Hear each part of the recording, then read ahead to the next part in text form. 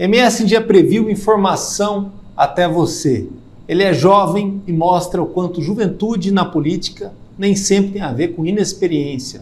Prova disso é um currículo extenso, com muitas atividades, contribuições, em vários mandatos, em várias campanhas. A minha conversa é com o Diego Mariano. Se eu fosse você, eu ficava no vídeo.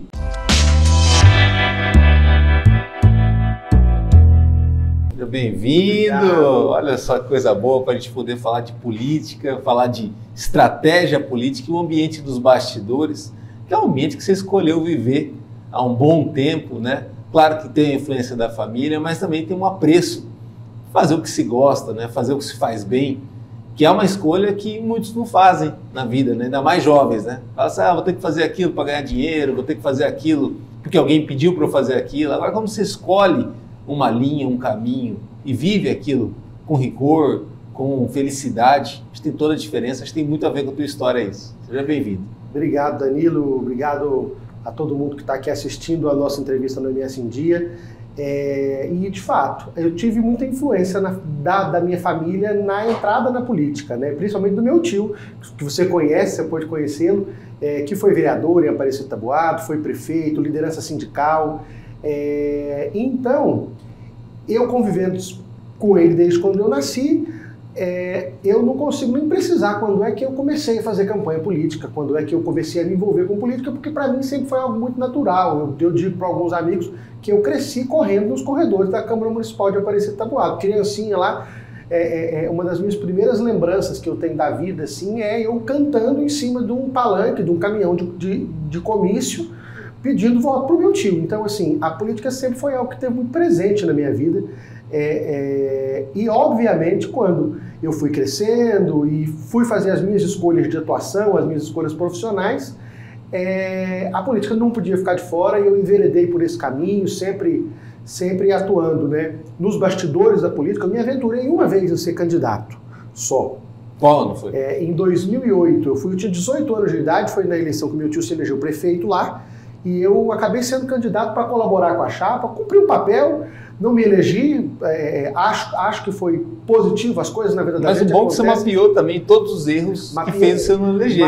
Hoje isso vira consultoria. Hoje isso vira consultoria, e desde lá a gente vendo aonde que pode melhorar, e depois de lá perdi poucas, mas aí já trabalhando nos bastidores, já atuando mais nessa consultoria de campanha, fazendo a campanha mesmo. Eu gosto de dizer que eu, dentro de uma campanha eleitoral, já sei desde cortar o papelzinho que chega, o panfletinho lá, que às vezes a gráfica não mandou cortado porque você pediu muito rápido. E conferir, né? Tem muito isso também. Tudo, balançar a bandeira, entregar, conversar com as pessoas, até hoje fazer uma estratégia de campanha, elaborar um organograma do que é necessário para uma eleição, traçar as metas que nós precisamos atingir naquele período curto da campanha eleitoral, para que a gente tire aquela empresa, vamos dizer, que é a campanha, em 45 dias você tirar ela do zero e transformar em líder de mercado. Isso que eu ia falar. Por exemplo, assim, uma empresa, a gente sabe que 70% das empresas morrem no Brasil, né? 2 anos, não chega a 2 anos, né? Grande parte delas antes do primeiro ano já morre, né? E na campanha eleitoral, por força da lei também, você tem vários CNPJs abertos e todo mundo precisando ser líder de mercado, mas saindo daquela estrutura zero. Alguns não da estrutura zero, numa estrutura mínima, mas também forçados a crescer, fazer essa alavanca toda. No mundo corporativo, essa alavanca se faz com o dinheiro, né? Muitas vezes com o dinheiro, o mix de atendimento, a questão do produto conta muito. Na política, houve uma época nos anos 2000 que falava-se que o político era o produto, né? Hoje já está com um pensamento diferente disso. O político não é um produto, ele representa o produto. E o produto tem que ser uma proposta, tem que ser algo assim que simboliza uma transformação. Você falou um exemplo muito bem dado do seu tio, ele simbolizou a mudança, né? Na cidade que ele foi eleito prefeito, ele simbolizou uma transformação, um chega que a população queria dar no que vinha sendo feito até o momento, e vinha sendo feito há muito tempo, né? E a partir dele se tem rupturas e um traçado de desenvolvimento para a cidade. Como que você vê hoje em dia essa questão do produto e de quem representa o produto, e até do político saber se situar em relação a isso, né? Que a gente tem muita gente às vezes até mais velha hoje em dia, que viveu aqueles anos 2000 como um espectador, né? E falava assim, não, eu sou o produto. Hoje ele é obrigado a entender que ele não é o produto no momento que ele está sendo candidato, às vezes pela primeira vez. Não dá para a gente tirar a importância ainda do político, da imagem do político, do carisma, né? Do carisma pessoal, do preparo desse político como alguém que possa também representar essas pautas. Eu acho que você citou muito bem. Ele deixa de ser um produto, nós estamos nesse período mudando, de o político deixar de ser um produto para passar a ser um porta-voz, eu acho. As pessoas têm cada vez mais se organizado não mais em torno de pessoas, não, eu sou do grupo do fulano de tal e eu voto nele para tudo. Não, as pessoas têm cada vez mais se organizado ao redor de pautas, de bandeiras. Eu acho que é isso que tem conduzido a sociedade civil, aquela mais ativa, aquelas pessoas que têm uma predisposição maior de entrarem como apoiadores numa campanha eleitoral ou numa associação, num clube de serviço. Essas pessoas têm se organizado cada vez mais por pautas. E é por isso que a gente vê a importância da causa animal, da pauta da educação, meio ambiente, da pauta do meio ambiente, da pauta da saúde pública, e elegendo cada vez a segurança pública, elegendo cada vez mais representantes. E aí, os representantes serão quem? Aquelas pessoas que naquele momento conseguirem se colocar como porta-vozes daquela pauta. Ele precisa ter, obviamente, uma reputação de defesa daquela pauta, ele construir ali a reputação dele, ele construir a identificação dele com aquele público, ter uma conexão com aquelas pessoas que defendem aquela pauta, que defendem aquela bandeira, mas ao mesmo tempo sabendo que o mais importante, o destaque, é a própria pauta, é aquilo que está movimentando aquelas pessoas e não é a imagem pessoal dele. Aquele tempo de você... Não é artificial, né? Não é um vídeo na internet, não é apenas um discurso, é um movimento que vai fazer isso. Agora, no meio de tudo isso, dados os séculos e séculos e séculos da história humana, né, a gente tem uma coisa chamada coragem, né? Que ela é um combustível que determina muita coisa em revoluções, em transições, em lideranças que são lembradas e lideranças que não são lembradas, talvez pela falta dela. Você é um cara que tem a coragem equilibrada, né? Ninguém segura um bastidor para um candidato, uma campanha, ou atua numa pré-campanha sem ter isso muito evidente, muito forte. A questão da coragem, mas ao mesmo tempo é um ambiente muito tenso, muito preocupante, incerto em muitas coisas, a estrutura vai vindo aos poucos, ou ela não vem, ou tem que se virar com o que tem, é gente chegando a todo momento, então precisa ter um equilíbrio, que sem equilíbrio aquilo vira um barril de pólvora, né? Como que você enxerga também, para o universo de hoje, essa questão da coragem? Porque dá a impressão, para mim, que é meio que aquele critério de desempate dos políticos. Né? Onde que eu quero chegar? Por exemplo, assim, todo mundo tem uma bandeira hoje. Se não tem, alguém empurra essa bandeira e o marqueteiro pode até ser a própria mulher, o próprio marido, o sobrinho, o vizinho. Então, você tem que ter uma bandeira. Aí, todos os pré-candidatos ou futuros candidatos, 700 que eu tenho em Campo Grande, mais de 3 mil no estado, eles têm alguma bandeira. Agora, ter uma bandeira que realmente chama a atenção e toca o coração das pessoas envolve a coragem. Por exemplo, assim, meio ambiente, a pessoa vai acabar sofrendo bastante para defender isso, conscientizar e tudo mais. E algumas pautas, elas são assim, de certa forma até causar medo. Vou dar um exemplo. Veio aqui recentemente a Rose Modesto, alguém que você conhece bem, conversa bastante, atua do lado dela sobre política. Ela sempre defendeu a questão do combate à miséria e justiça social. Não é uma pauta que o próprio político do outro lado, ele arrepia, porque é caro e é difícil de mexer. Mas se a gente não lidar com isso, se não existir Roses Modesto, se não existir pessoas com essa visão, muitas vezes esse problema ele vai só piorando, vira aquela bola de neve que lá na frente a gente não vai dar conta de fazer isso. Né? Então não é só ter uma bandeira, é ter uma bandeira que realmente as pessoas vão entender que ela é possível e vai entender que a sociedade precisa daquilo. Né? De fato. E nesse quesito da coragem, realmente, não adianta também, como você disse, o marqueteiro, que pode ser qualquer pessoa que a pessoa coloque nessa posição, que às vezes não tem o preparo técnico suficiente também, lá fala, não, a partir de hoje nós vamos defender isso aqui. É verdade. Não, a partir de hoje eu vou defender... Mas pelo que você já viveu de bastidor, você já ficou sabendo de histórias assim, já, né? Da questão meio até artificial, assim, a pessoa, se montar alguém, né?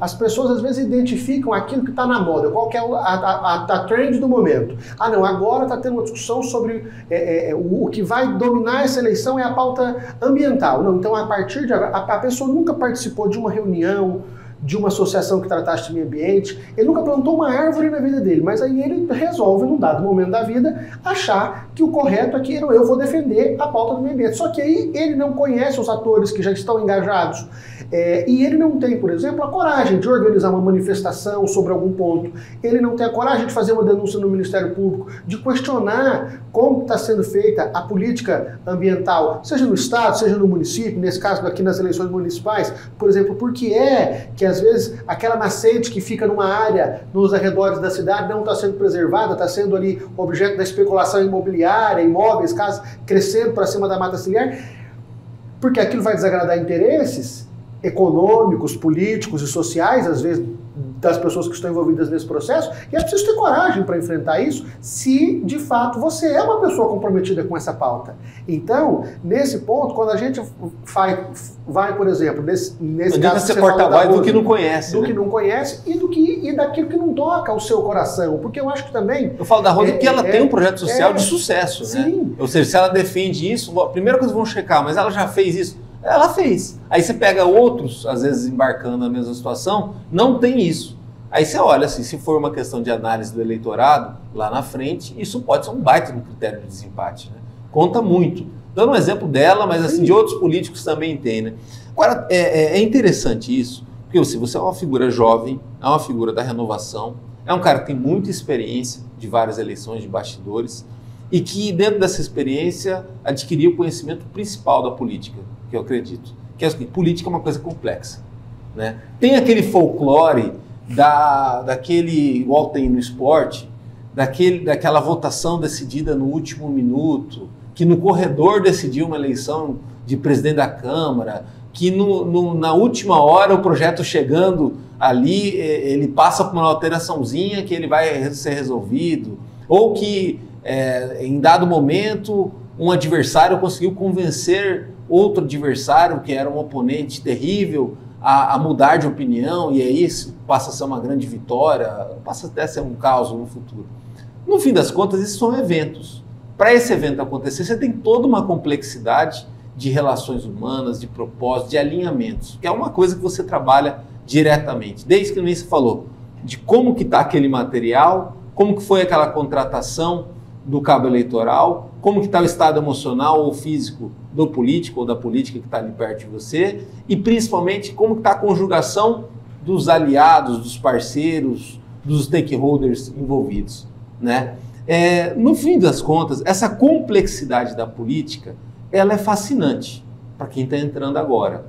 Ao mesmo tempo, ela é assustadora quando você recebe o primeiro batismo disso.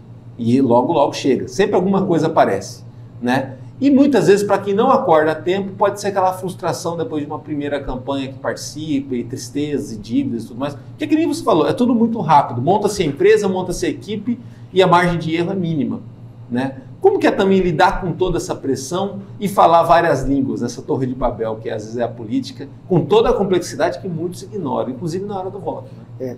Danilo, é um processo realmente complexo. Acho que você usou o termo correto. E dentro desse processo, para que eu consiga dar conta, para que você consiga dar conta, ou qualquer outra pessoa que vai atuar numa campanha eleitoral, é muito importante a gente saber escolher, é o ponto principal na minha visão, saber escolher quem são as pessoas que estarão caminhando com a gente para fazer com que esse processo ocorra de maneira correta. Porque, por mais que eu tenha experiência, que o marqueteiro que está contratado tenha experiência, que o próprio candidato às vezes já tenha tido 1, 2, 3 mandatos. Ou um líder de chão, um coordenador de rua. Os coordenadores já estejam.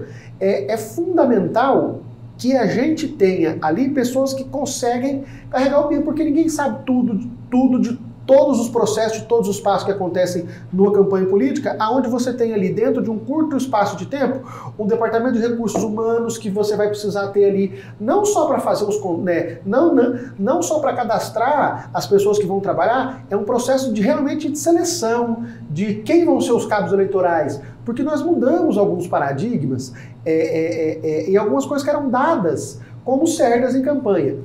A forma de comunicação mudou. Antigamente, você pode reparar, as campanhas eram jingles repetitivos, que ficavam repetindo o nome, o número do candidato para massificar, porque era a imagem do candidato que contava, era muito brinde.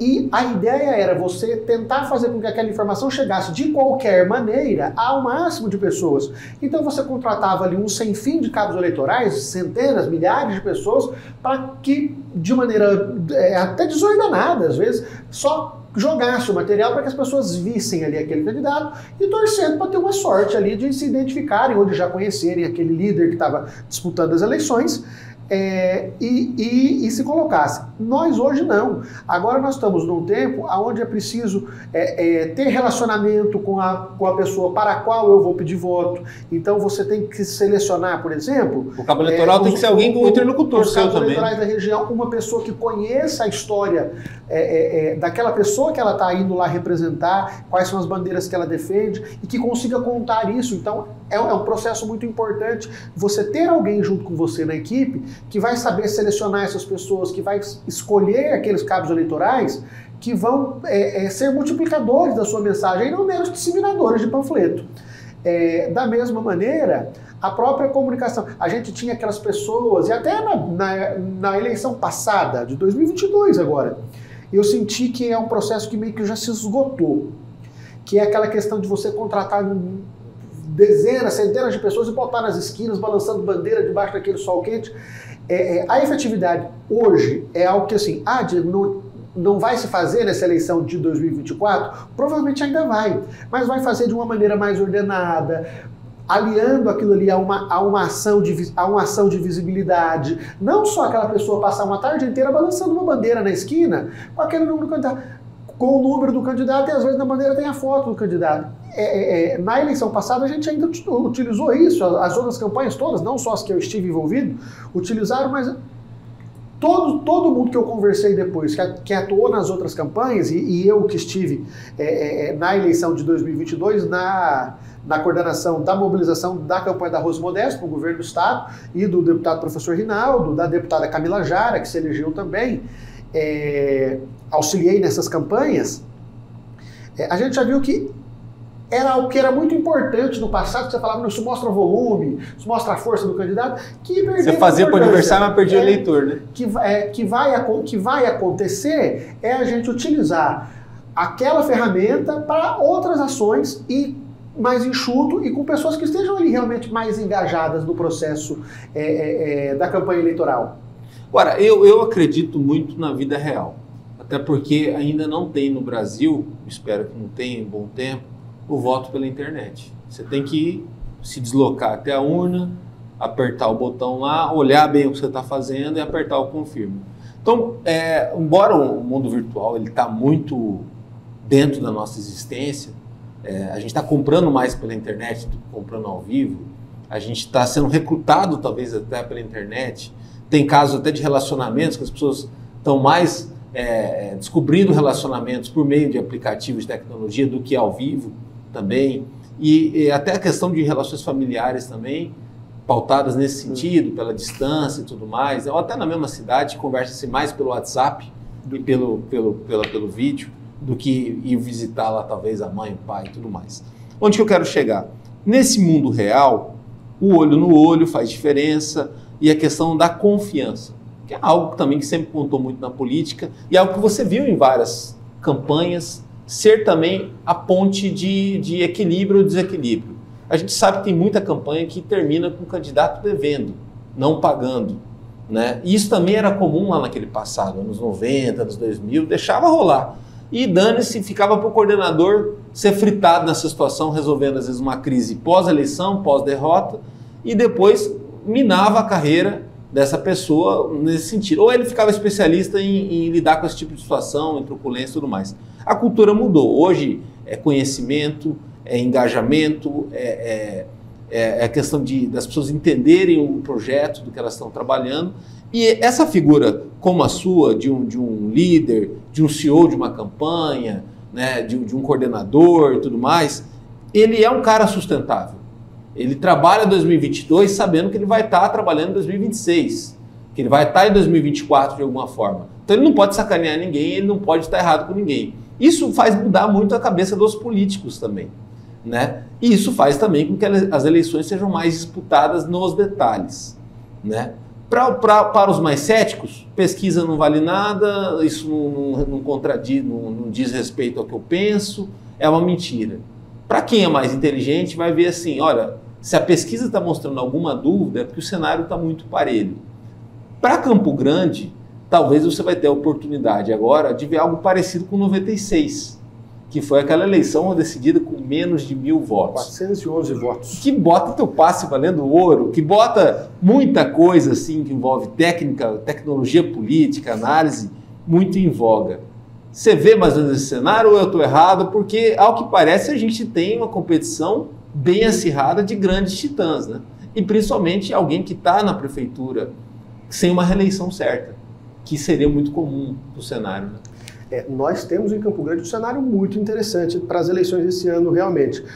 Porque a gente tem, primeiro, uma quantidade de pré-candidatos até alta. Na eleição passada, por exemplo, a gente teve poucos candidatos, assim, não foi um número tão grande de candidatos que levaram até a urna. Hoje nós temos já lançados, assim, lançados como pré-candidatos, eu digo, pelo menos uns 10 nomes já que se colocaram à disposição dos seus partidos para buscarem espaço e lá em julho nas convenções entrarem de fato como candidatos nas eleições. E nomes muito viáveis. Nós temos o ex-governador e ex-prefeito André Putinelli, a própria Rose Modesto, que hoje está na SUDECO, mas que já foi vereadora em Campo Grande, foi deputada federal, vice-governadora, secretária de Estado. Então, assim, é uma pessoa, já disputou a prefeitura de Campo Grande, então, assim, é uma pessoa que tem uma presença eleitoral e no dia a dia da cidade muito grande. A prefeita Adriane Lopes, que está no cargo e é um aspecto interessante, porque na maioria das capitais, se a gente olha hoje o cenário das capitais brasileiras, eu estava analisando isso esses dias, a grande maioria daqueles prefeitos que podem ser candidatos à reeleição estão como francos favoritos nas suas cidades. E aqui a prefeita enfrentando o desafio não só de não ser ainda favorita, como também de se fazer conhecida do grande público da cidade, porque nós temos que compreender que ela era a vice, né, do ex-prefeito Marquinhos Trade, e quando ela assume, muita gente ainda não faz a associação dela, da imagem dela, como prefeita de Campo Grande. Muito também pela cultura que o sul-mato-grossense e o Campo Grandense tem de não dar protagonismo à vice. Isso. Tem isso, né, enraizado também. Tem essa questão. Ela precisa vencer essa barreira também, né? E penou bastante no primeiro ano que assumiu a prefeitura por conta disso, né? Agora, assim, é o fato de ser uma mulher, primeira vez uma mulher concorrendo e tal, mas está segurando um touro brabo, que é essa capital aí caminhando para 1 milhão de habitantes, que já é muito difícil ter resultados palpáveis, pegou um legado ruim do antigo prefeito, é inegável isso, né, tal, e tem essa questão do preconceito a vices, né? Fora isso, você tem quem mais aí? Você tem a Camila Jara despontando? A deputada Camila Jara, que vem aí... Fenômeno eleitoral. Fenômeno eleitoral, foi a segunda deputada mais votada em Campo Grande, com quase 39 mil votos aqui. PT renascendo na por capital, conta do Lula. Um cenário de um PT que vem crescendo novamente, vem angariando novos filiados e voltando a protagonizar o cenário político, tanto de Campo Grande quanto do Estado. O PT volta, se nós formos parar para olhar um pouquinho para trás, nas duas últimas eleições municipais, 2016 e 2020, o PT não elegeu nenhum prefeito no Mato Grosso do Sul. E hoje o cenário para o PT já é um cenário de voltar a eleger prefeitos, é um cenário de retomar um crescimento em cima muito da liderança do presidente Lula, que mesmo num estado que é dito como bolsonarista, um estado onde o agro tem um papel muito importante, social e econômico, né? O agronegócio sempre ditou os rumos, não só da economia, como da política, mas da sociedade. O agronegócio também são os assentamentos, né? E isso também ajuda muito o PT a eleger seus vereadores, a ter essa pauta de trabalho social no agronegócio. Então, não dá para ignorar e também olhar só um lado do agronegócio. O PT vem forte para essa eleição, que nem você falou. Não é normal perder da forma como perdeu, mas vale lembrar que tinha aquela questão da onda Bolsonaro, da direita, tal. A Operação Lava Jato que fustigou o partido. Eu pessoalmente, não conceituo a agricultura familiar, os assentamentos, como agronegócio. Eu acho que isso, essa posição de você conceituar a agricultura familiar como agronegócio, atende aos interesses do grande agronegócio. Ah, sim. Porque olhar a política pública dessa forma. Eu falei agro, não falei agronegócio. Então, concordo com você. Eu, enquanto alguém que analisa também política pública, eu não coloco dessa maneira. Para mim, a agricultura familiar, ela é agricultura familiar, ela não é agronegócio. Então, assim, quando eu falo do agronegócio aqui, óbvio que eu estou me referindo aos grandes produtores rurais que cumprem o seu papel, cumprem a sua função social na sociedade, que geram renda para o Estado, e assim, ninguém, aqui no Mato Grosso do Sul, não pode existir nenhuma pessoa que ignore a importância do agronegócio, do peso disso, da riqueza que gera para o Estado. Isso. Mas eles sempre ditaram o rumo da política e da sociedade é um Estado com esse peso. Mas mesmo assim, como eu ia dizendo, o presidente Lula teve mais de 40% dos votos, teve quase 40% dos votos aqui no Estado, quando achava-se que ia ter 28, 29, no máximo 30, chegou a quase 40% dos votos. Porque... Apesar de ter dois candidatos bolsonaristas no segundo turno, né? Um puro sangue, outro quase isso, tal, mas aí quem venceu se disse bolsonarista no primeiro turno, né? Vale a pena dizer isso. Exatamente. Nós tivemos aqui no Estado um segundo turno com dois candidatos bolsonaristas, ponto. Um que era bolsonarista declarado desde sempre e o outro, que é o nosso atual governador, que passou a campanha inteira tentando convencer a sociedade sul-mato-grossense de que ele era mais bolsonarista do que o outro. Mas mesmo assim, no segundo turno, a eleição dele foi... hoje há quase que um consenso entre os analistas políticos que foi decidida pelo apoio do PT na verdade, o apoio ao PT significa ele guinar para o centro e apostar numa coalizão, num pensamento mais coletivo de desenvolvimento, de projeto e tudo mais, né? Interessante isso. Agora, fora isso aí também a gente tem a questão da direita, a expectativa da direita ter um candidato, né? A Adriane Lopes tenta se credenciar como ela ser isso. Mas na última eleição a gente teve o Contar, que era um candidato da direita mais bolsonarista, essa direita mais contemporânea que a gente tem. Existe essa possibilidade até do Polon aparecer dessa forma, ou surgir um outro nome, né? Fora isso, a gente está falando já de 6 nomes. Aí você tem outros candidatos que sempre aparecem. Aí você tem o deputado Lucas de Lima, que tem pontuado muito bem nas pesquisas pelo PDT. Ótima votação em Campo Grande. Quem surgiu bem na última pesquisa, na primeira pesquisa registrada que nós tivemos aqui, a única que foi divulgada até agora, que é do Instituto Ranking, o deputado Coronel Davi também aparece nessa via bolsonarista, melhor até do que o deputado Marcos Polon nos números ali da espontânea e nas pesquisas passadas. Que trouxe o Bolsonaro para comer pastel aqui no Mercadão? Ainda não registradas. A gente vinha vendo que o nome do Coronel Davi aparecia bem. Então, assim, é um cenário que caminha para uma pulverização muito grande. Eu arrisco dizer que nós temos a possibilidade de ver algum candidato, qualquer que seja ele, passar para o segundo turno na casa de 18% dos votos, 17% dos votos. Nós podemos assistir algum candidato que passe para o segundo turno com essa votação, que é considerada baixa, até se a gente for olhar o histórico das últimas eleições todas, né? Nisso daí acaba sendo o segundo turno outra eleição. Outra eleição, porque até com essa quantidade de atores que não vão passar ao segundo turno, para onde vão esses votos? Esses votos vão acompanhar aqueles apoios formais que tem, porque geralmente você sabe como é que é o processo de passagem do primeiro para o segundo turno. Aí vão se reunir os candidatos, os seus partidos e definir para onde aquele candidato que não passou ao segundo turno, que foi derrotado, vai. Mas precisa... A grande questão é, os votos vão acompanhar? O eleitor acompanha ainda aquela figura automaticamente ou não? Ele volta à estaca zero e faz uma reanálise do jogo contando só com aquelas duas figuras. Vai ser um fenômeno interessante da gente analisar na virada do primeiro para o segundo turno, que é certo aqui em Campo Grande. Tem também o candidato que nós não tínhamos citado ainda, mas o deputado Beto, que deve vir com o Verdade. apoio da máquina do governo do Estado, Verdade. que é... E o PSDB que nunca ganhou, né? A prefeitura nunca ganhou desde o do Lúdio.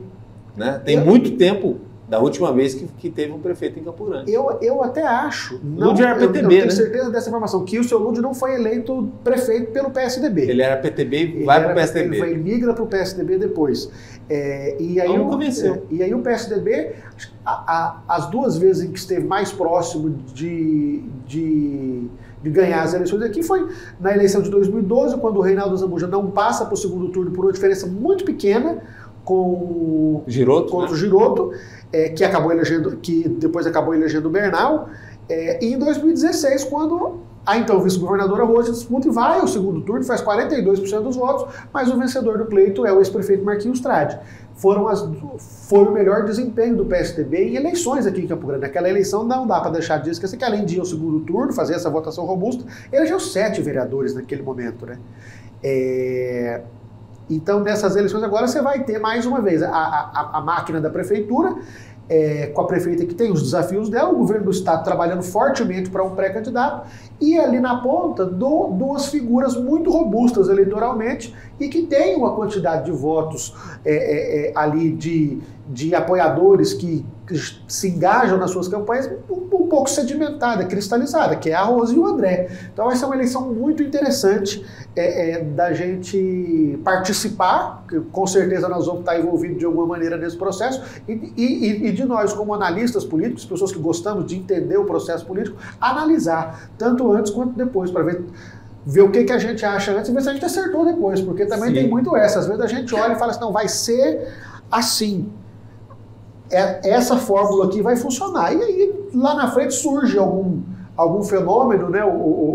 Surge algum imprevisto, o imponderável surge e traz algum fator que desafia toda aquela fórmula que a gente tinha previsto, como que funcionaria a eleição, e nos traz uma nova dinâmica. Nós tivemos em 2018, por exemplo, um ponto lamentável, mas que obviamente mexeu com as eleições, foi a facada no Bolsonaro, por exemplo, é o imponderável. Ali um dos candidatos toma uma facada num ato de campanha, e aquilo obviamente causa uma comoção que ampliou o favoritismo do Bolsonaro, que já era favorito naquele momento. E é um evento muito atípico também. É um evento absolutamente atípico. Na eleição passada de governo do Estado, todas as pesquisas indicavam que o candidato Capitão Gontaro, ele tinha... Ele estava em 5º lugar, 4º lugar nas eleições, quando de repente, num debate presidencial, que não tratava das questões do Mato Grosso do Sul... Já lá no 5º bloco, estava todo mundo dormindo. No 5º bloco, no final, o então candidato, o então presidente Bolsonaro vai e diz que, ao contrário do que todo mundo pregava aqui no Estado, que o grupo dele, o candidato dele seria o Eduardo Hidden, ele vai e pede votos para o Capitão Gontaro e catapulta essa pessoa ao segundo turno em 1º lugar naquela virada. Eu acho que se então, não... é outro imponderável. É então, difícil assim, falar do sim, né? Mas assim, sem esse evento, a gente poderia ter Rose ou André no segundo turno. Eu acredito que não fosse esse evento, a eleição caminhava para ter Rose ou André contra talvez o Eduardo Hidden, ou até Rose e André, os dois um contra o outro. Que é o que a pesquisa de hoje mostra. Que os dois um contra o outro no segundo turno. Seria uma possibilidade viável, mas o imponderável, né, esse fator que escapa do controle de todos nós, que estão envolvidos. Eu me lembro do day after daquela declaração, o dia seguinte, quando todo mundo, em todas as campanhas, acordaram. E agora? Verdade. Qual vai ser o impacto disso? E assim, já era muito em cima, não dava tempo nem de fazer pesquisa para medir mais, para saber o que... Ou até montar uma estratégia também para isso, não é uma coisa que você faz de bate-pronto, não dá para ser reativo nessa hora, né? Porque algumas coisas você até consegue se preparar ou ter uma reação mais rápida. Essa questão de 2022 foi algo que, assim, eu conversava com gente que estava em outras campanhas, todo mundo atônito no outro dia, assim, qual vai ser o impacto? A gente não tinha tempo de medir qual que é o impacto disso, as eleições já muito em cima, e era aguardar o resultado mesmo e ver. E foi o resultado que alterou profundamente o rumo da eleição, né? Ainda que depois o candidato Capitão Gontaro não tenha sido eleito, mas não dá para dizer que alterou o rumo da eleição, porque qual teria sido o resultado se tivesse sido um outro adversário, o do governador Eduardo Riedel. É interessante você falar isso, porque assim... É sempre o IC, que nós nunca vamos conseguir responder, mas não aconteceu. Alguns eventos eles são até científicos. O Contar ele vai para o segundo turno adquirindo uma vantagem até do segundo colocado, mas sem uma liderança consolidada. Não era uma liderança estruturada. É uma liderança que aparece de última hora, né? Fora isso, a gente tem também um outro fenômeno do ex-prefeito de Campo Grande, que se torna candidato a governador, que cai assim assustadoramente na pesquisa durante toda a campanha, né? E ele vai cuidando para não cair tanto, mas ele é um fenômeno na parte que termina até depois da candidata do PT. Sexto lugar. Então você tinha esses dois movimentos. E duas pessoas ali estáveis, né? Que era a Rose e o André, né? E o Riedel crescendo a partir da rejeição do ex-prefeito de Campo Grande, né? E de uma grande quantidade de sumatogrossenses que apresentavam dúvidas, né? Que é a turma da abstenção ou a turma que deixa para a última hora para definir ali e tudo mais. Todo esse combo leva o Riedel para o segundo turno, mas também com uma missão muito difícil de tirar vários pontos do Contar. Aí vem a história do debate, né? E o debate acaba sendo decisivo naquela situação toda, mas também só foi decisivo pelo nível de abstenção que a gente tem aqui no estado, que é um dos mais altos do Brasil, né? Que conta muito também. A gente nunca sabe quem que vai para a urna. Nessa história do nunca sabe quem que vai para a urna, é interessante também até referendar uma coisa interessante. Você tem mais de 8 eleições no currículo, participando, acompanhando, já viu muita coisa, já viu muita gente, aprende não só com o que você vive, mas com o que na grama do vizinho está acontecendo ali e tal. Então isso te dá escala, tanto para atender e ter o olhar e ter um nível de diálogo com um candidato grande, como a gente falou, o nome de vários aí, quanto com um vereador que está indo, às vezes, para a primeira reeleição, ou que vai concorrer pela primeira vez e vai ganhar, ou que vai concorrer pela primeira vez e vai perder para depois ganhar. Uma coisa é certa, né? Não dá para levar a eleição de 2020 como parâmetro, que tinha pandemia e atrapalhou muito, mas aí, se a gente olhar para trás e olhar alguns indicadores, você sempre tem uma renovação muito grande na Câmara, né? Em Campo Grande e no interior mais ainda. A população vai lá, quer trocar tudo, troca até a cor do carpete, e aí não sobra muita gente. Às vezes sobra até quem você nem imagina que vai sobrar, né? É incrível isso. Eu vi uma vez na minha cidade, lá em Aparecida, onde eu nasci, eu já moro em Campo Grande há bastante tempo, mas sempre digo que Aparecida é a minha cidade, gosto muito de lá. Teve uma eleição que, salvo engano, se reelegeu um vereador. Olha só, isso é incrível. O interior é fantástico. É aquela coisa que a população queria trocar até o carpete. Aqui em Campo Grande, historicamente, a renovação fica em torno de 50%. Às vezes um pouco mais, às vezes um pouco menos, mas em torno de 50%. Do que eu tenho analisado... Mas você tem muita gente que vai para a primeira reeleição. Para primeira... Isso pode fazer esse índice aumentar bastante também. Que é o grande desafio. É muito difícil ser reeleito, A primeira reeleição, ela é, na minha visão, a mais difícil. E aí... É nota de corte. A gente sempre fala, a eleição de vereador é a mais difícil de todas. Primeiro pela quantidade de candidatos, né? Quando você vai pedir um voto para alguém, você corre um risco muito grande dessa pessoa dizer: meu amigo, eu gosto muito de você, mas o meu primo é candidato, o sobrinho da minha prima é candidato. Enfim, ele tem alguém que é conhecido, que é candidato também. E aí esse é um ponto muito importante do voto de vereador. Esse voto de vereador, ele ainda carrega com ele um caráter muito pessoal, de relacionamento também. Sim. Ao lado das pautas, nós temos, por exemplo, vereadores são eleitos por pautas. Nós temos o vereador Marcos Tabosa, a pauta é servidor público. Ele trabalha esse público e se elege nessa pauta. O professor André Luiz teve a causa animal, o Dr. Vitor Rocha da saúde, por exemplo, e outros que tem, o vereador Claudio Serra, o agronegócio. Esses vereadores de pauta. Mas você tem uma grande parcela, que são aqueles vereadores mais comunitários, do segmento de lideranças comunitárias, que o grande trunfo deles é realmente o relacionamento deles no seu bairro, na sua região. Nós temos um caso na Câmara Municipal aqui que ficou muito claro. O vereador Zé da Farmácia, na eleição, só na zona eleitoral que compreende a região das Moreninhas, que é a região dele, ele saiu eleito de lá. Se ele não tivesse tido nenhum voto em Campo Grande fora da região dele, ele seria vereador. Ou seja, ele é muito distrital. Mas aí vai muito nesse sentido, de a pessoa ter ali aquele relacionamento ali no bairro, na região, e aí é onde ele encontra essa dificuldade, que também tem outros candidatos e outras pessoas. É uma eleição muito difícil. Aí ele se elege. E, obviamente, se elege fazendo compromisso com a sua comunidade, compromissos de melhoria na região, às vezes até algum compromisso de trazer alguém que o apoiou para a sua equipe de campanha, para a sua equipe de mandato, que não consegue colocar naquele momento. Enfim, e aí é o grande desafio, que é onde aquela população que fez uma aposta nele, se ela vai renovar aquela aposta, se ele conseguiu satisfazer a necessidade que aquela população viu de colocá-lo na Câmara Municipal. Esse é o grande desafio. Que foi o que a gente falou agora há pouco, por exemplo, de como que na política, muitas vezes, o manter é mais difícil do que o ter, né? Porque tudo envolve território, né? Quando a gente fala mandato, é uma metáfora para território, porque é uma condição de você fazer algo e é um espaço de poder. Esse espaço de poder, ele tem que ser muito bem defendido e, ao meu ver, né, eu vejo muitos que têm mandato, alguns até que pretendem ter mandato e são secretários, né, ou estão em posições de destaque na sociedade, aparece na pesquisa aí, essa pesquisa que é tão comemorada, né, tal. Falta ainda uma coerência naquilo que você falou de como passar a mensagem e como se posicionar nessa mensagem. Quem eu sou e o que eu vou fazer. Porque esse caso do vereador que vai para a primeira reeleição, que a gente tem vários aqui na Câmara de Campo Grande, vários no interior também, ele está naquele dilema de tomar aperto. Quando ele vai, às vezes, numa casa que ele já visitou, ou numa região, ele vai falar, pô, mas você está voltando só agora aqui. O cara pode voltar 3 semanas depois de ser eleito.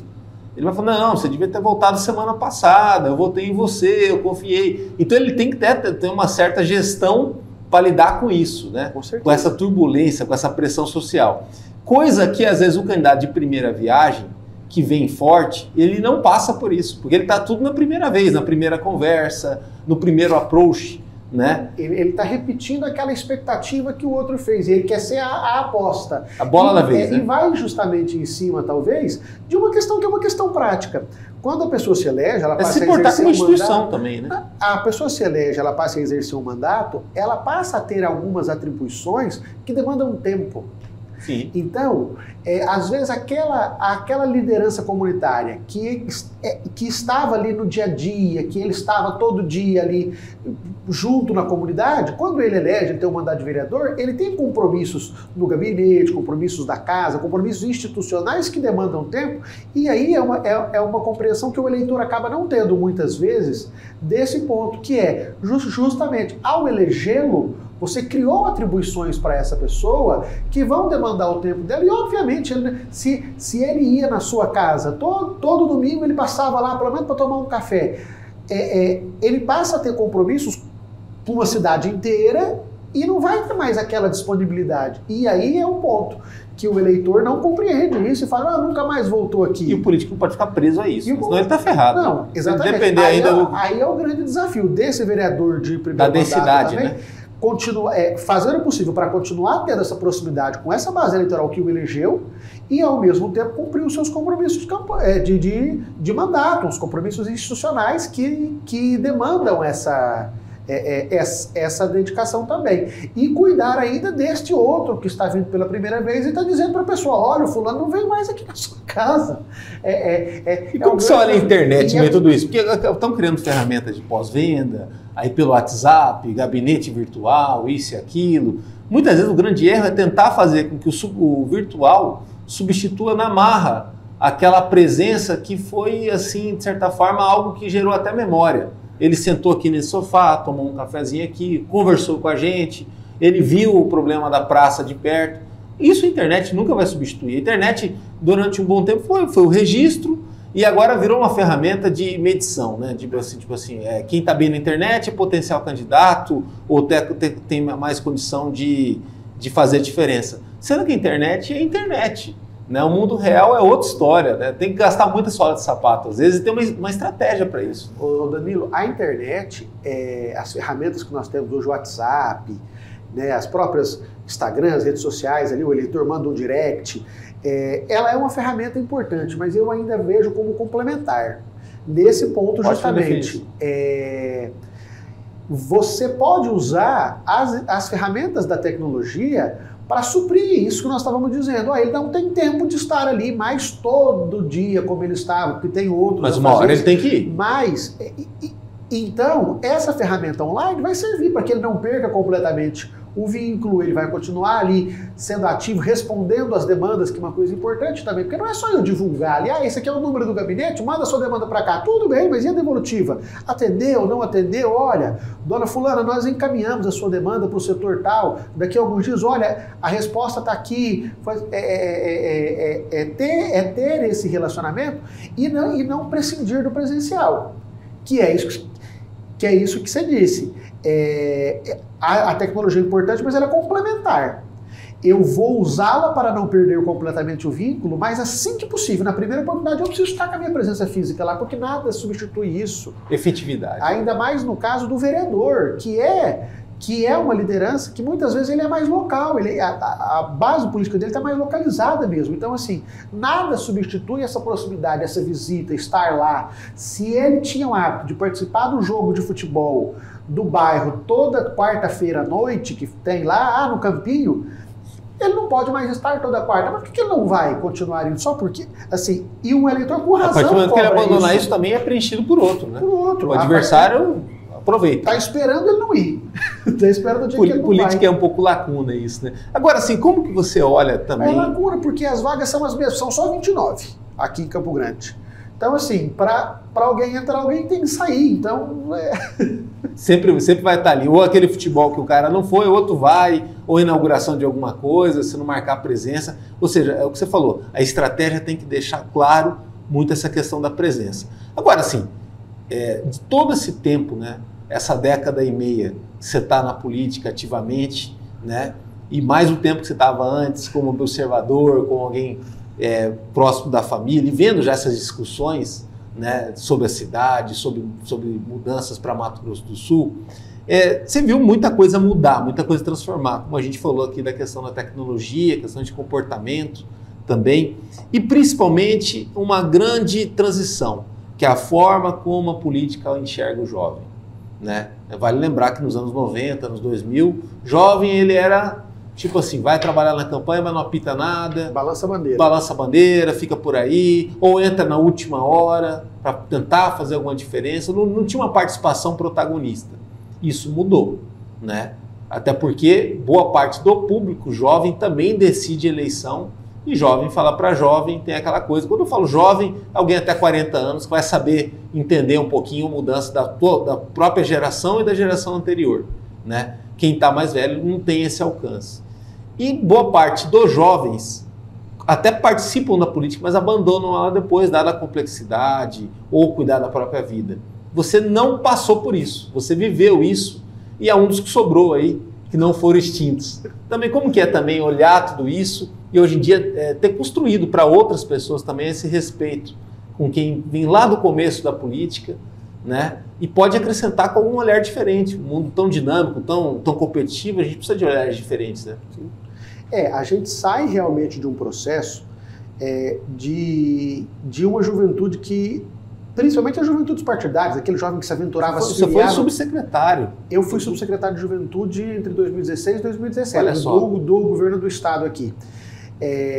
E uma das grandes bandeiras que a gente sempre trabalhou é justamente a participação do jovem na política. E aí na política, não necessariamente partidária, mas incentivando a participação social desse jovem, para que ele se engaje. Eu não quero ir para um partido político, eu não tenho pretensão de ser candidato e nem de participar da administração pública, das decisões políticas, mas se engaja num clube de serviço, numa associação. Será que não tem uma causa, né? Você não tem uma causa. Nós, enquanto juventude, com a disposição, com a energia que é típica do jovem mesmo, temos a necessidade de nos engajar na sociedade. Nós vemos, a gente vem de um momento em que nós tivemos uma juventude muito engajada na luta contra a ditadura militar, pela redemocratização. Só que essas pessoas que se engajaram lá atrás, hoje são pessoas de 65, 70, 80 anos. Estavam na frente dos quartéis. Que agora estavam boa parte deles na frente dos quartéis pedindo a volta da ditadura. Pois é. Mas, o Brasil é contraditório, né? E aí nós tivemos uma geração, nesse meio tempo, que pegou ali a geração dos nossos pais, que foi cuidar da vida. Bom, os meus pais ganharam a redemocratização para mim, a democracia voltou, nós temos uma Constituição moderna, progressista, que coloca um estado de bem-estar social, o Brasil cresceu um tanto, e essa geração ela se desmobilizou um tanto. E agora nós temos visto esse fenômeno dessa juventude que vem mais engajada pelas pautas, engajadas pelos seus interesses ali, daquelas pautas que lhes tocam, e que tem ampliado a participação e entrado com mais respeito mesmo nas campanhas eleitorais e no processo político, aqueles que resolvem se engajar, e ampliado o número de jovens eleitos, né? Nós tivemos... A Camila já conseguiu apertar esse botão em 2022, né? Em 2020 e 2022. A Camila saiu candidata em 2020 a vereadora com aquela coisa, vamos deixar ela ser candidata, vai fazer uns 1.000 votos para ajudar na chapa. Deixa a menina ser candidata, vai ter 1.000 votos para ajudar. E foi um fenômeno eleitoral, mais de 3.400 votos, sendo a mais votada do Partido dos Trabalhadores. A vereadora mais jovem, e a única mulher eleita e a vereadora mais jovem da Câmara Municipal.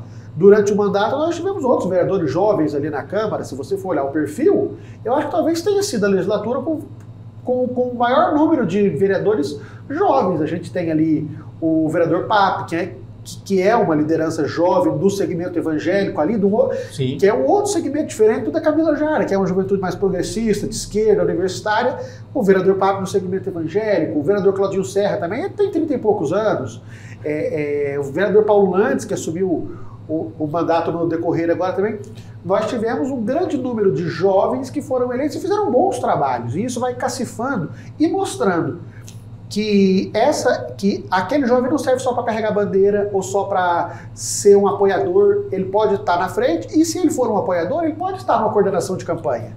Ele pode ser o coordenador de uma campanha. Eu, em 2014, tive a confiança do deputado professor Rinaldo de me dar a coordenação da campanha dele em Aparecido Taboada. Eu morava lá ainda na época.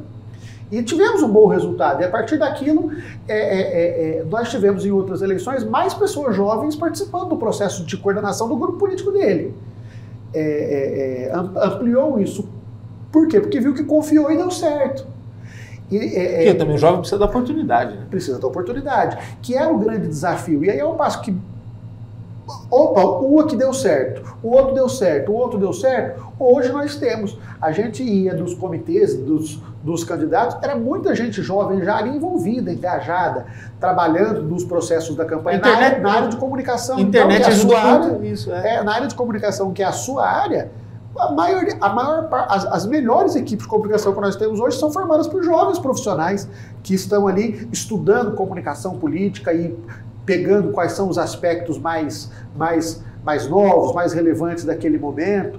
É um fenômeno mesmo isso, do aumento da qualidade da participação do jovem no processo político. Agora, uma grande vantagem, um diferencial que o jovem pode fornecer, que também fez parte da tua trajetória até aqui, é a questão de mapeamento.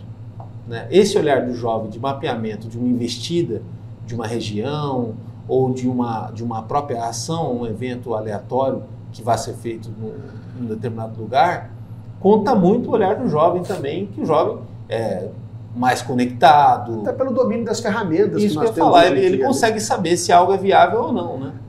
Você passou por isso, né? Muitas vezes assim, de falar, olha, não, semana que vem, não agora. Precisamos mexer de tal forma, então, que isso vai conquistando também essa liderança. Né?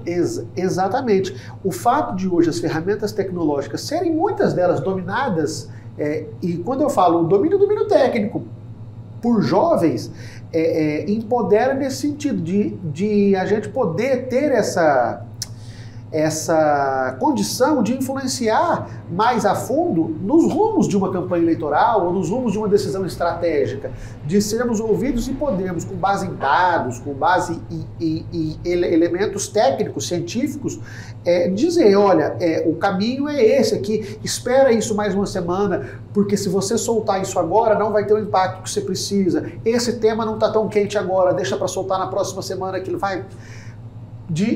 De estar realmente mais antenado. Eu acho que isso é uma tendência a nós termos a comunicação política e a estratégia política sendo cada vez mais feita por jovens. E também o processo de decisão do voto, que é o que eu também queria ressaltar, que é o que antigamente eram os pais que influenciavam em quem os filhos iam votar. Hoje em dia não. Quantas vezes alguns familiares meus me ligam, Diego, quem que são os candidatos que nós vamos votar dessa vez? Ou o jovem chegar na casa e convencer, às vezes, um familiar, um avô, a avó, o pai ou a mãe, que até estavam pensando em votar numa outra pessoa, e ele vai e convence, mostrando os argumentos dele. Então, hoje, o jovem, além de ter esse papel desse domínio das ferramentas tecnológicas que estão à disposição para atuar na campanha, ele tem muito esse papel de multiplicador de voto dentro ali do seu ambiente, do seu círculo de amizade, da sua família, que é o que inverteu. Hoje não são mais os mais velhos que estão determinando o voto dos mais jovens. Não é uma coisa condicionada, né? Você tem... Não está condicionado. Agora, essa pluralização da política, que é algo que você sempre defendeu muito bem, né? E acredita nessa representatividade mais diversificada, como caminho para a gente entender melhor a sociedade. Quer dizer, Campo Grande não é só o centro, também é os bairros. Campo Grande não é só, às vezes, um ou outro segmento que aparece mais, todos os segmentos e tudo mais. Isso ficou em segundo plano naquele momento mais inflamado, que a gente estava na política, muito, muito polarizado e tudo mais. Agora tende a caminhar para o normal, e o normal é ter esse olhar de diversificação. Nisso a gente tem alguns desafios ainda para alcançar. Mais representatividade da mulher, a Câmara só tem uma vereadora, né? No interior também tem essa mesma escassez, e principalmente até das pautas. As pautas, elas precisam ser mais ampliadas, né? E aí, tipo assim, porque senão, de qualquer forma, elas vão ser preenchidas, né? Até pelo executivo e tudo mais. Como você tem visto também esse fenômeno, essa situação, que me parece que essa é uma eleição de rupturas de 2024, né? Que a gente tende a várias coisas que estavam ali represadas como mudança, aparecerem, acontecerem, né? Porque tem uns atores próprios para isso, né? Até a situação da Rose, a primeira, né, vice-governadora mais jovem ali que foi eleita, já tinha tido outra Simone figura, antes. Teve Simone, mas ela foi mais jovem, então também veio de um segmento comunitário. E de uma origem periférica. A Rose nasceu em Culturama, né? Pois é. Depois veio do interior do estado. Mas você imagina alguém como ela num segundo turno, puxa com certeza o voto para as mulheres, transforma muitas vezes a forma como a gente vai lidar com essa questão do combate à pobreza e à miséria na discussão dos programas de governo. Então tende a ser uma eleição assim que vai ter muita mudança, né? A gente não tem, por exemplo, também muitos vereadores negros. Então você tem várias coisas aí para serem mudadas para a sociedade ficar melhor representada nesse cenário. Eu acho que essa eleição ela vai trazer um fator que é a maturidade de algumas mudanças que até a legislação trouxe nas eleições passadas, como, por exemplo, a questão da cota do uso do fundo eleitoral para as candidaturas de pessoas negras, a questão da cota de candidaturas de mulheres e do uso de recursos para as mulheres. Eu acho que essa eleição de 2024 vai trazer essa ruptura, porque houve um amadurecimento da importância disso nas instâncias partidárias. Quando nós tivemos, por exemplo, a instituição das cotas para as mulheres, que é 30%, que na verdade a gente fala a cota das mulheres, mas não é uma cota para mulheres, ela é uma cota de gênero. Então, você pode ter uma chapa que tenha 70% de mulheres e 30% de homens, e você tem que garantir uma cota de gênero. A cota é 70-30, a cota é 70-30 de gênero, que você precisa garantir no mínimo 30% de representação. A composição com 30%, ou seja masculino, seja feminino. E aí, a gente via muito dirigente, não, vamos montar a chapa aqui, depois a gente arruma as mulheres aí, botava como laranja, aquela candidata que não ia ter nenhum voto, não ia nem fazer campanha, depois só para preencher a chapa. Esse processo foi maturando e a legislação veio acompanhando, se tornando mais rígida com quem frauda essa cota. Hoje, por exemplo, no dia que nós estamos gravando essa entrevista, dia 6 de fevereiro, você pode falar nada? Dia 6 de fevereiro, nós estamos no caso de talvez ter um deputado estadual que seja cassado pelo Tribunal Superior Eleitoral justamente porque o seu partido, em tese, se for confirmado o julgamento, fraudou a cota feminina. Então olha como avançou. Ou seja, tem consequências. A sociedade passa a não aceitar mais maquiar esse processo. Então, eu vejo como natural que nessa eleição a gente tenha um aumento da expressividade, não só da participação, como da eleição de candidatos negros e negras, de candidatos indígenas. Nós temos nomes que estão se preparando para disputar as eleições. Eu cito a Val Eloy, que foi candidata a deputada, a irmã do Luiz Henrique Eloy, que hoje é o secretário executivo do Ministério dos Povos Originários lá no governo federal. Ela deve ser candidata a vereadora aqui em Campo Grande, com chance de vitória. Quando nós tivemos isso antes, se a gente for olhar, e olha que nós temos uma relevante população indígena aqui no estado e em Campo Grande também. O aumento da participação e da eleição de mulheres, a gente vê nome de mulheres que já tiveram mandato, que estão voltando, e outras lideranças que estão surgindo do seio da comunidade ou dos movimentos sociais. Então, a minha aposta, com a maturidade desses instrumentos legais que foram criados e a visão hoje dos partidos de que não se faz mais política sem a inclusão desses grupos,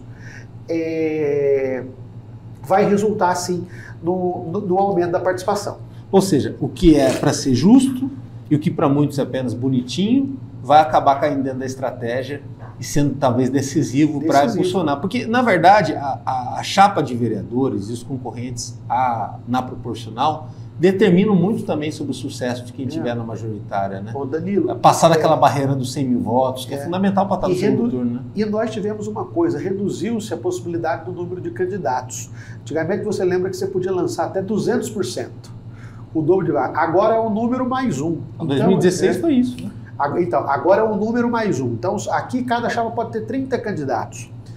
E nesse cenário, com os partidos querendo eleger lá 3, 4, 5 representantes, eles já estão investindo, por exemplo, nas mulheres que se colocaram como pré-candidatas, porque não é mais saudável para o partido ter as candidatas laranjas que vão ali ter 5 votos, 10 votos. Ele não pode gastar as poucas vagas que tem de candidatura com essas candidaturas que não vão ter resultado. Então ele acaba, o próprio partido, dando mais ferramentas, dando mais instrumentos para que essas pessoas façam uma pré-campanha, para que essas lideranças que se colocam como candidatos tenham ali uma estrutura maior. Sejam multiplicadores. Sejam multiplicadores. Como você falou muito bem, essa palavra define tudo. Sejam multiplicadores das ideias do partido, da candidatura majoritária, e que também contribuam para que aquele partido alcance um resultado eleitoral robusto e entregue ali 2, 3, 4 cadeiras na Câmara Municipal, 2, 3, 4 cadeiras na Assembleia Legislativa. Então, esse é um processo natural. Você vai cercando, você foi criando ferramentas que hoje o dirigente partidário não consegue mais escapar de investir nas candidaturas de pessoas negras, de investir nas candidaturas de mulheres, de investir nas candidaturas de jovens, e isso, com certeza, cabalmente nos leva a um aumento da representação e uma diversificação da Câmara Municipal também. Eu acho muito importante que a gente tenha uma Câmara Municipal, uma Assembleia Legislativa, um Congresso Nacional com a cara da população. A população é diversa, é multifacetada. Nós temos em Campo Grande, você conhece a cidade, a gente anda muito em Campo Grande. A cidade é diversa, a cidade tem vários interesses, aqui a gente tem uma cultura riquíssima, e isso está representado no Legislativo Municipal. Nós não podemos ter uma cidade com toda essa explosão de setores e de vontades e de aspectos culturais e sociais, e uma Câmara Municipal formada por senhores de meia idade, ou já idosos, da alta sociedade. E que represente, às vezes, 1 ou 2 segmentos só. Agora, para finalizar, uma outra questão que envolve também a tua vida, a tua atividade profissional, a gente falou de gestão em vários sentidos, né? Gestão de recursos, gestão de alinhamento, as consultorias, mas uma coisa também que tem um fator de ego é a questão da gestão do tempo, né? Geralmente, o político ou a política são pessoas muito ocupadas. E quando a pessoa é muito ocupada, gerir o tempo é essencial para você dar conta dos desafios, das missões.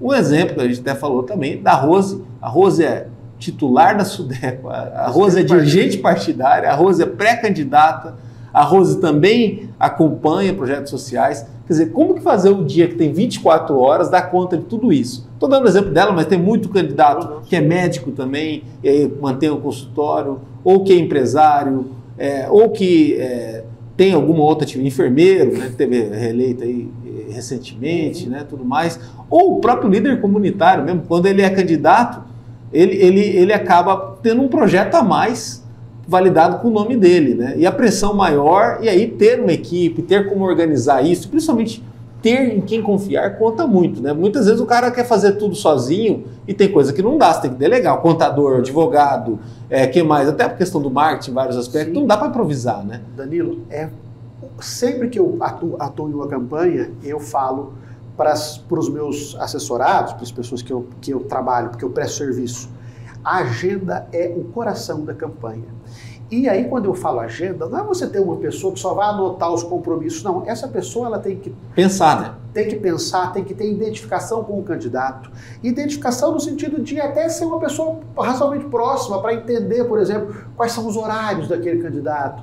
Porque tem compromissos pessoais, tem uma pessoa que ela gosta de almoçar todo dia com a família. Você vai ter que deixar aquele horário porque aquilo é importante para ela, porque a gente também não pode achar, assoberbar aquela pessoa, que é um ser humano de compromissos políticos, de atender toda essa extensa agenda que você falou no caso da Rose, por exemplo. Eu não posso encher a agenda dela, se fosse o caso, só com os compromissos profissionais e não deixar um tempo para ela visitar os pais, por exemplo, que é o que ela faz questão.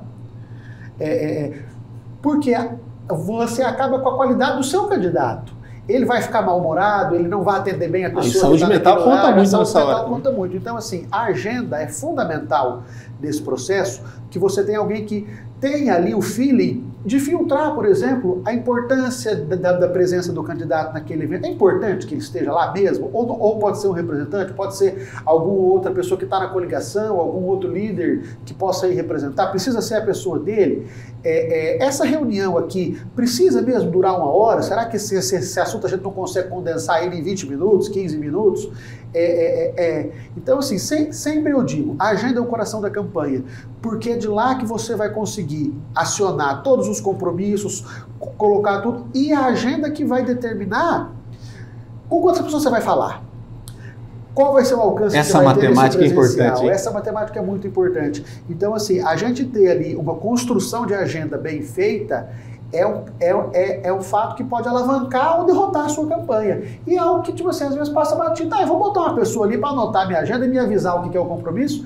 Isso pode derrubar a sua campanha. Porque o político ele não aparecer, né? Porque às vezes você vai nos compromissos errados, você deixa, por exemplo, tem dois compromissos para o mesmo horário. Se a agenda não tiver feito as conversas necessárias, ter entendido qual é cada um dos eventos, ela manda o candidato para um que vai ter tipo 10 pessoas e deixa de colocar ele num evento que tem 1000. Por um erro de agenda. Então é muito importante essa gestão do tempo do candidato, da equipe. Quando você vai contratar os seus cabos eleitorais, você tem que ver, eu vou contratar para tantas horas, mas você precisa ver, por exemplo, que ele tem que se deslocar, você vai precisar buscar esse cabo eleitoral com o transporte pago pela campanha, ou ele vai chegar até o local, como que vai funcionar isso? Isso tudo Ou, de repente, ele cuida de alguém, né? Tem algum familiar doente, tem algum familiar doente, eu posso mexer... Com quem vai ficar essas pessoas? Esse fator pode parecer menos importante, mas essa gestão do tempo pode, numa eleição como nós citamos, a de 411 votos aqui em Campo Grande, às vezes uma reunião errada que a pessoa fosse, deixasse de ir numa maior para ir numa menor, pode ter sido decisivo. Pode ter sido decisivo. E para o vereador também, né? Eleição de vereador que você pode decidir por 1 voto, por 2, por 10, e aí? Pois é. Obrigado. Parabéns aí por toda a expertise, por toda a felicidade que você tem em mexer com o que você mexe e olhar a política dessa forma positiva, né? Entender que é uma arena, é uma disputa, que perder não é bom, mas, sobretudo, entender tudo isso de uma maneira, assim, prática, madura, você já viu muita coisa, leve e principalmente propositiva, né? Que é o que está faltando muito, né? Está faltando mais proposta, né? Está faltando mais, assim, a gente olhar para o futuro e ter uma esperança dele, porque senão é meio que aceitar a realidade está muito dura em Campo Grande, né? Em Campo Grande, boa parte do interior do estado aí, há caminhos a serem feitos, mas assim, tem muita gente sofrendo, né? E isso precisa mudar. Com certeza. E assim, o recado que eu posso deixar é para as pessoas continuarem acreditando na política mesmo, no processo político. Mas eu não quero ser candidato. Não precisa, mas seja um eleitor consciente, analise bem as propostas, analise a história de vida do candidato que você está considerando votar, que você vai considerar votar no período eleitoral. Se for alguém que te agrade, se engaje, peça voto, mesmo voluntariamente, é isso. Isso é o processo de cidadania, que nós sejamos cidadãos, que possamos realmente ali fazer a diferença na nossa comunidade, fazer a diferença na vida comum, na casa comum de todos nós, que é a cidade. Se a gente se engaja, se a gente vai lá e defende os nossos pontos de vista, com certeza nós vamos estar contribuindo para que a nossa casa comum, a nossa cidade, a nossa comunidade possa ser melhor. E aí vai impactar na minha vida, na sua, na de todo mundo. Nós vamos viver melhor, dias melhores do que o que nós estamos vivendo hoje. Gostou da entrevista? Então acompanhe o nosso material no www.msindia.com.br, lá no YouTube.